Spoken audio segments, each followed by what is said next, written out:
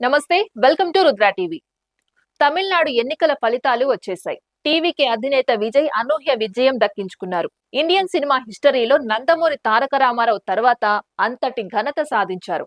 విజయ్ గెలుపుతో దేశంలో మిగతా సినీ నటులు రాజకీయ అరంగేట్రం చేసి రాజకీయ పార్టీలు ఏర్పాటు చేస్తారన్న టాక్ ప్రారంభమైంది.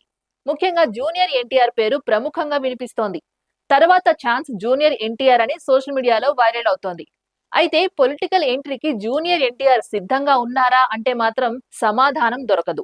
మునుపటి పరిస్థితి కూడా తెలుగుదేశంలో లేదు. అంతా సాఫీగా జరిగిపోయింది అధికార మార్పిడి. ఇప్పుడు అసలు జూనియర్ ఎన్టీఆర్ ప్రస్తావన పార్టీలో లేదు. అంతలా మారిపోయింది స్వరూపం. అప్పట్లో తెలుగుదేశం పార్టీలోకి జూనియర్ ఎన్టీఆర్ ను తెచ్చి యాక్టివ్ చేయాలన్నది సీనియర్ల అభిప్రాయమే కాదు, మెజార్టీ పార్టీ శ్రేణులు కూడా దానినే కోరుకున్నాయి. అయితే అది ఇప్పుడు కాదు. 2014లో టీడీపీ అధికారంలోకి వచ్చిన తర్వాత కూడా ఆ పార్టీలో జూనియర్ ఎన్టీఆర్ స్వరం వినిపించింది. అందుకు కారణం లోకేష్. ఆయన అప్పట్లో అంత పరిణితి చెందలేదు.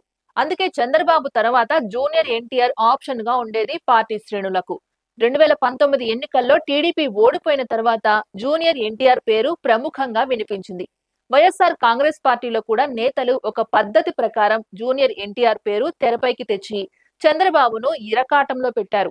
ఈ విషయంలో మాత్రం చంద్రబాబు ఎంతో సంయమనంతో వ్యవహరించారు. చాలా సహనంతో కూడా గడిపారు. గతంలో జూనియర్ ఎన్టీఆర్ హావభావం, ఆయన నుంచి వచ్చే సంకేతాలు రాజకీయ ఆసక్తిని నింపేవి. రాజకీయాల పట్ల ఆయన ఆసక్తితో ఉన్నారనే బలమైన సంకేతం ప్రజలకు వచ్చింది. కానీ రాజకీయాల కంటే సినిమా ముద్దు అంటూ తనకంటూ ఒక స్టార్ ఇమేజ్ ఏర్పడిన తర్వాత చూసుకోవచ్చు అన్నట్లు వ్యవహరిస్తూ వచ్చారు జూనియర్ ఎన్టీఆర్. కానీ 2024 ఎన్నికల్లో టీడీపీ కూటమి గెలుపుతో మొత్తం స్వరూపమే మారిపోయింది. లోకేష్ తనకంటూ ఒక ముద్ర చాటుకున్నారు. రాజకీయాలతో పాటు పాలనలో జాతీయ స్థాయిలో కూడా సరైన గుర్తింపు పొందారు. ఫుల్ మార్క్ రాజకీయాలు కనిపిస్తున్నాయి లోకేష్ లో. పార్టీ వర్కింగ్ ప్రెసిడెంట్ కూడా అయిపోయారు. ఇక తెలుగుదేశం పార్టీలో ఆయనకు తిరుగులేదు. ఇప్పుడు జూనియర్ ఎన్టీఆర్ వస్తామన్నా ఆహ్వానించేవారు లేరు అనడంలో ఎటువంటి అతిశయోక్తి లేదు. అంతలా పార్టీపై పట్టు సాధించారు లోకేష్. మంచి వాగ్దాటితో పాటు చరిష్మా ఉన్న ఎన్టీఆర్ రాజకీయాల్లోకి వచ్చి రాణించడం కూడా అంత సులువు అని చెప్పలేము. అలాగని సాధ్యం కాదు అని చెప్పలేం.